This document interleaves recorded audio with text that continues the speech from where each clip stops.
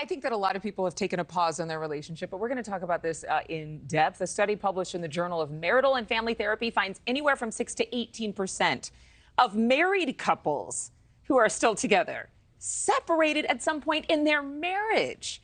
So data may prove it could be good for you somehow.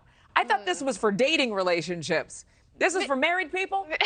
Tamsen Fadal, author and relationship expert, as well as anchor at our NewsNation station in New York. Good morning to you. I think there are a lot of people would say this is a result of divorce culture, breakup culture. It's just easier to split. What's the difference between taking a break and quitting inside? Like, I don't want to talk to you. It's too complicated. I'm quitting on learning more about you. I'm quitting on developing my people skills. You know, what's the difference?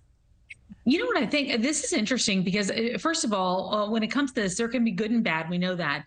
But I think there have to be rules when you're going to do something like this, because you ask about the difference. The difference is if you're setting ground rules, so you know there's a reason for it. You're communicating that. You know how long it's going to go on. There's an actual purpose. That's a different versus, hey, I want to take a break because I want to go do something else for a little while. That's the big difference. Yeah, I don't know. Do you feel like breaks, though, often turn into full-on breakups or divorce? And this is kind of the easy way for one partner to soften the blow of saying, hey, this is not really working out for me.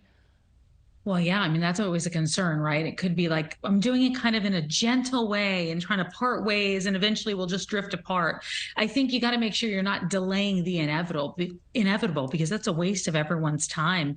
And you have to make sure that both people want that break. It could be one person wanting it because they need their alone time, and the other person saying, like, that's not what I want. You've got to communicate the reason why. I think it can be really tough, though. And it can be tough because if you go away, how much are you changing? Yeah, exactly. I keep thinking about former Mayor Bill de Blasio of New York and that whole hot button topic. It's like we're separating and it's positive, but we'll still live in the same house. I've had people tell me, and I've experienced it myself, you're in a relationship, you decide to pause, you still remain friends because you want to keep that connection. And it actually benefits you because you realize how much you really want that person in your life. But should taking a break be the last straw?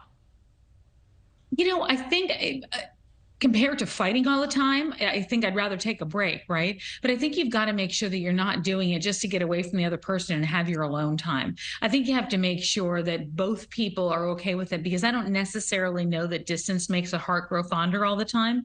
However, I do know if you're away from that person and you're missing them, and you're missing them as a part of your life, and you don't feel whole without them, then you have your answer a little bit better. Yeah. How would you describe the boundaries in a break? You know, I think for everybody, to each their own. I mean, but how do you even have that conversation, especially if you're on two different pages about what you each want to achieve, accomplish, and do in that time frame? Hopefully it's a calm conversation and not like a business contractual discussion. So here's the 3 things you're going to do on this break. You know, I think you have got to have that conversation. There's got to be rules, because you don't want one person thinking the break means you can go see other people or sleep with other people. You've got to make sure that you know when this break is going to end, or you're going to come back together and have a discussion. And you've got to communicate why, because there's nothing that's more cruel than one person taking a break thinking it's with good intention and the other person just waiting to be broken up with. So I almost think you have to have a conversation with real rules. I hate to make it a business conversation. I wouldn't go that far, but I would definitely make sure that everybody is on the same page. And the length of time of the break, I think, is key, Tamsen. I think if you guys agree, you know, okay, we're going to do this for 2 weeks, or we're going to do this for 90 days, and then you're on the same page with this effort to come back together. Otherwise, you might as well just say it's over. Yeah. You know? Yeah, because if you're going on this break to learn more about yourself, or to maybe develop something that you need to work on, maybe you've had some type of a trauma and you really need to focus on that, or you need to be in therapy, or you need to be looking in another direction to do something for you that will be better for the relationship. It's great, but I think it really has to be a finite amount of time. Not, hey, let's call each other when we both feel ready, because that's not nice for anybody. And again, it delays the inevitable. Yeah. Tamsen. Nothing worse than coming back together and being like, we spent that time differently. Hello. The goal is to pause, not to And just in. Yes. Tamsen, it's so good to see you. Thanks so much for coming on. yeah. Oh, always good to see you both. Thank you for watching. Go to newsnationnow.com to find NewsNation on your television provider. And don't forget to click the red subscribe button below to get more of NewsNation's fact-driven, unbiased coverage.